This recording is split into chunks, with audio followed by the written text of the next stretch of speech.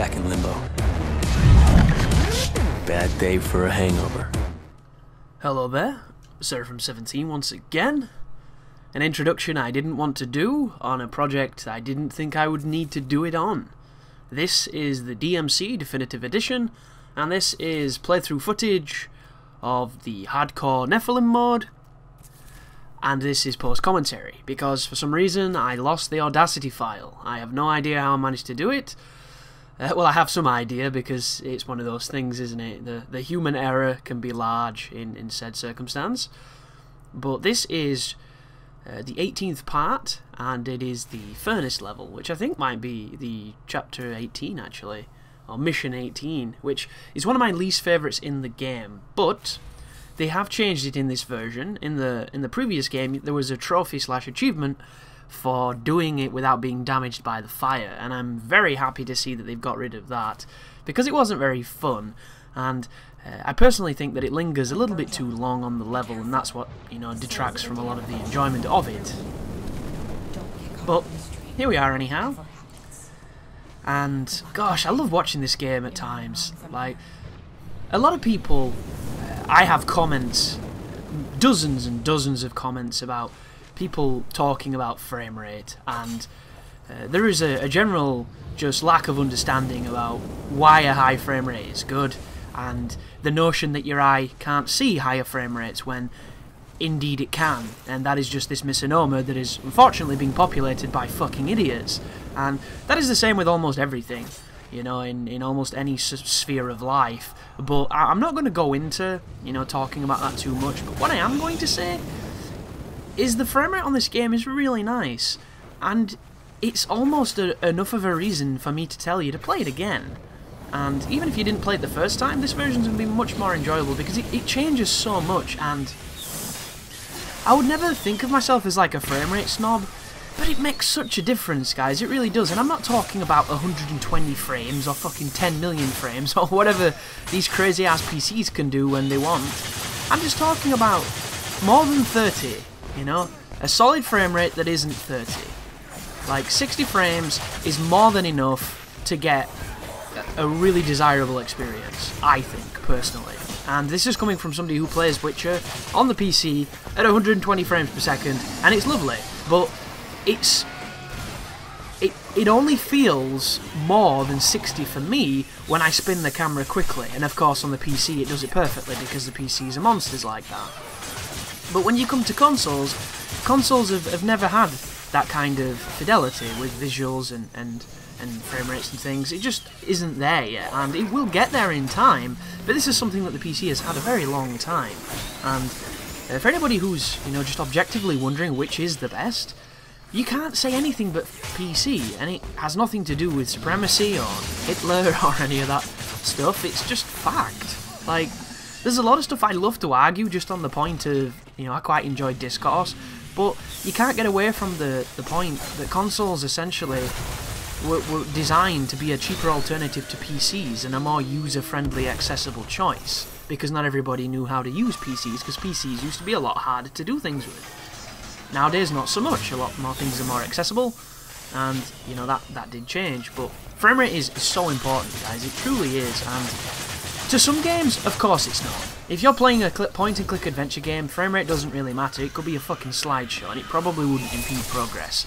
But in anything that requires, you know, quick reactions, reflexes, and timed inputs, it's important. And I am becoming even more knowledgeable of this important now that I've started playing fighting games on a much more competitive level than I used to. Which is to say that now I actually block and understand that the game is complex and very deep. And the frame rate in fighting games is almost universally high, because it has to be, because it is made on the premise of, you know, timing your inputs, and the timing is incredibly fast, and it needs to be responsive, it needs to be punchy, it needs to be essentially like what you're watching now. It needs to be a game where you can't blame, you know, the systems for your failures. You have to blame yourself, because it's your reflexes, or it's your bad read, or it's, you know, you did the wrong move. It's not, I pressed it but it didn't come out. Like, I have a fantastic example of this in the most recent Dark Souls live playthrough video that I made. Well, I just talked to myself for 18 fucking minutes, and apparently I wasn't recording. Which doesn't make any sense, because I clicked it, and then I clicked the play thing, and then I talked, and then I stopped, and then... wow. That is something that has not happened to me for a very long time. And I'm kind of baffled by that. And it sucks, because I just had a really good commentary, which is awesome.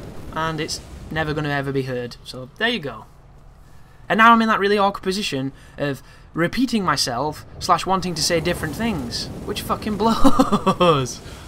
Oh my god. I'm just going to stop it quickly, folks, because I want to make sure that this is capturing, because that is weird as shit. That is mad annoying. That is so bad. That is mad. There you go. Doesn't even make sense. So, to kind of quickly go over what I was saying in the next 12-13 minutes of what you've just missed, I was basically saying that I think that this game is great, and I think that it is a great price range for it. I do not think it's the definitive edition of this game, because I think there's a couple of tweaks that could have made it better, but for what they've done, I think they've done a really good job, and it's something that Ninja Theory can be pleased with. However, I don't think that there will ever be another Ninja Theory Devil May Cry, so for the people who really like this, this is the title you're going to be enjoying for a while, because it's the only one you're probably ever going to get. On top of that, I was mentioning how I just don't think that this game has the same style potential as Devil May Cry 3 and 4 do, because I think it is infinitely more simple. I think there are less moves in the game. I think there are less combinations of moves. I think without the styles and without Royal Guard, they've simplified it to an extent where even the more complex things that a player can do is a lot more accessible and easier to do, that it will take days / weeks to master rather than months and years, and due to that innate simplicity, it's going to detract from a lot of people that want to play it on a high level, and thus it's not going to have the same kind of competition of play or, you know, skill ceiling for the people who want to attain that. However, I did say it still will exist, because there will still be people that love it, and I've been talking to a guy on Twitter who's been informing me about a ton of pro players that are doing all kinds of crazy stuff, and when I watched it back, found it a little bit boring, and I went on to say how I will never ever get bored of Devil May Cry 3 or 4 watching it or playing it, because I just think that that game has so many more ways for the player to express themselves than this one does, and I would almost go as far as to say that I think that that is an objective statement, even though of course it isn't. But I was just playing when I said that, because I already know that there are people that really love this game, and there are people that prefer it over the originals, which I think is great for them, because it's more power to them. But to me, it's just a completely different kind of game, and that's how I enjoy it. I then went on to speak about how I haven't touched Virgil's Downfall yet, but I'm really excited to, because with better frame rate, I do think Virgil's Downfall is much more interesting than Vanilla Dante.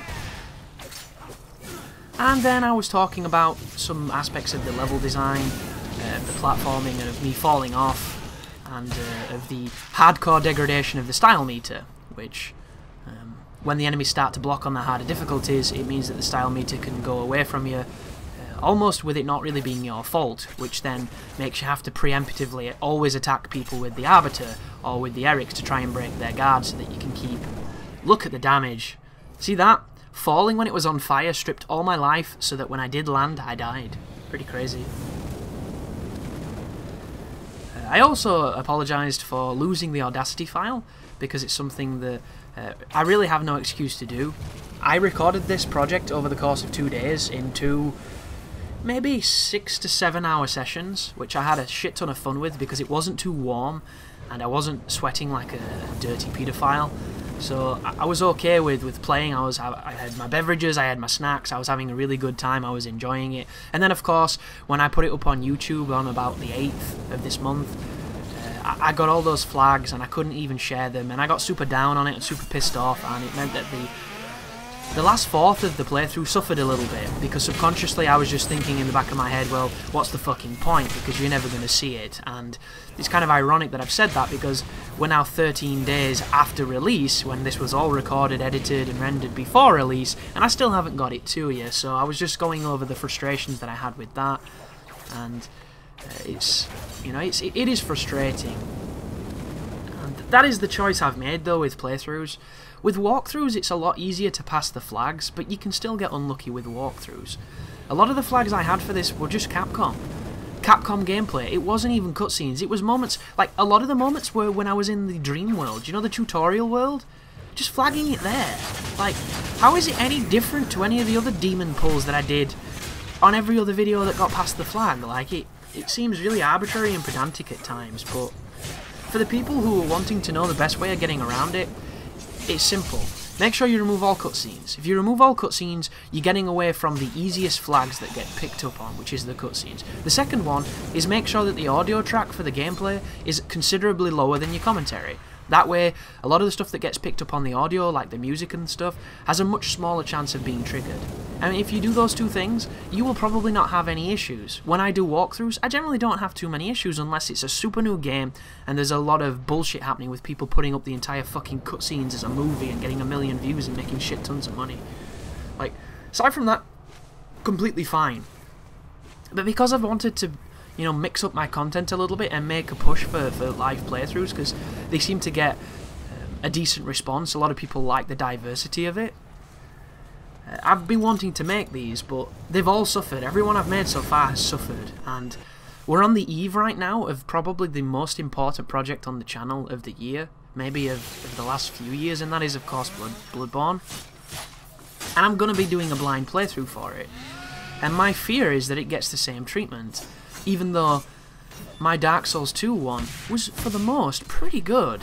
Like, I think I had maybe 1 or 2 flags, but I think From Software are one of the better companies for this, and if you look at the promotional material that they were giving out, you know, for Bloodborne, they've been speaking about how they want people to share their experiences via this chalice system stuff, you know, the chalice dungeons, and people be able to share those experiences and those stories. You know, what better way to share those experiences than by people's, you know, gameplays on places like YouTube and such, and Twitch. So I'm hoping that I'm not going to have any of those issues. I've just been trying to prepare my subscribers in a kind of doom and gloom kind of way by saying there is a chance that the troubles that I've been having right now are going to affect the playthrough. And there is nothing, you know, more, like, just debilitating and demoralizing than making something that you think is really fun and that a lot of people will enjoy and not being able to share it, and it kills the creativity behind it. And for somebody like myself, who is essentially driven on passion and creativity alone, because as soon as it stops being fun, guys, I just want to fuck it off. Like, unless it's something that I have to do, like editing is a great example. Editing is something that I've been doing for years now. I went to university, I was taught how to edit, I was taught why to edit, and the software and everything, and it was something that I always enjoyed and I felt like I had an affinity for. And I've got to the point now where I've edited probably over 4,000 videos, which doesn't sound like a lot until you consider that some of these videos were quite long and had numerous cuts in them. Like, my Kingdom Hearts and my Splinter Cell walkthroughs alone have more cuts in them than some people have ever made in their entire YouTube career, because of just how many load times there were and just how many different menus there were that I had to trim out. And is it difficult to do that? Fuck no. Trimming stuff out in editing software, once you know what you're doing and how to speed up your process, is one of the easiest things you can do in a piece of editing software.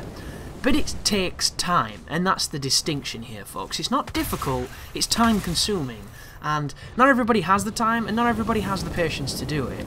And you'll get to a point, once you've edited for long enough, where you don't even look at it as time. You know, you just look at it as, I need to do 10 more videos, I'm not even going to think about the process, I'm just going to do it.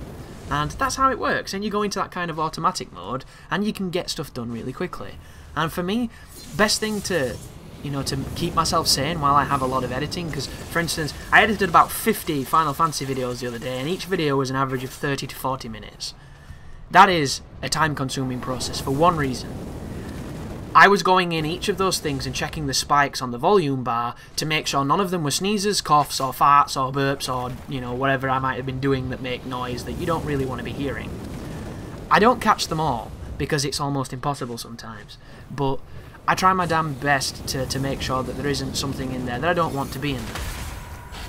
And that takes time.